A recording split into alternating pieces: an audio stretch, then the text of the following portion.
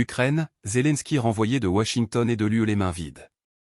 C'est raté pour le président ukrainien qui espérait repartir des États-Unis avec une enveloppe de 61 milliards de dollars. Monsieur Zelensky a plaidé mardi devant les élus du Congrès pour obtenir une nouvelle aide de 61 milliards de dollars sans réussir à convaincre les républicains. Donc, pas de cadeau de Noël pour Volodymyr Zelensky, malgré des signaux positifs et les menaces de Joe Biden. Les républicains ont fait la sourde oreille, entre ceux catégoriquement opposés à remettre la main à la poche, et ceux qui exigent des concessions majeures de la Maison-Blanche sur la crise migratoire à la frontière sud. Certains sénateurs républicains, comme Mitch McConnell, sont favorables à continuer de soutenir l'Ukraine. Mais les conservateurs sont en position de force, ils peuvent bloquer les discussions d'un projet de loi s'ils serrent les rangs, car les 50 démocrates ont besoin de 10 républicains pour passer outre l'obstruction. En tout cas, M. Zelensky n'a pas fait bouger les lignes, a réagi l'influent républicain John Cornyn, Texas.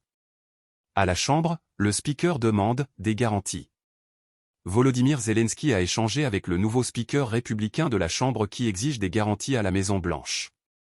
Il n'est pas prêt de signer un chèque en blanc sans supervision adéquate et sans réelle stratégie de victoire. En clair, il ne veut plus consentir à une aide qui partirait directement dans les poches des oligarques ukrainiens et des proches de Zelensky en sachant que Poutine a déjà gagné la partie. Il a donc sifflé la fin de la récréation pour M. Zelensky. Pourtant, sans trop de conviction, Joe Biden a lancé un avertissement en présence de Volodymyr Zelensky en affirmant que le président Poutine comptait sur le fait que l'aide américaine s'arrête et nous devons lui prouver le contraire.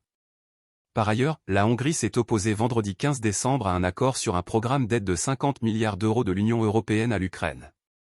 Forcés par les Américains, 26 pays de l'Union européenne ont accepté de prélever 50 milliards sur le budget de l'UE à Kiev, mais la Hongrie s'était opposée à cette décision qui doit être approuvée à l'unanimité par les 27.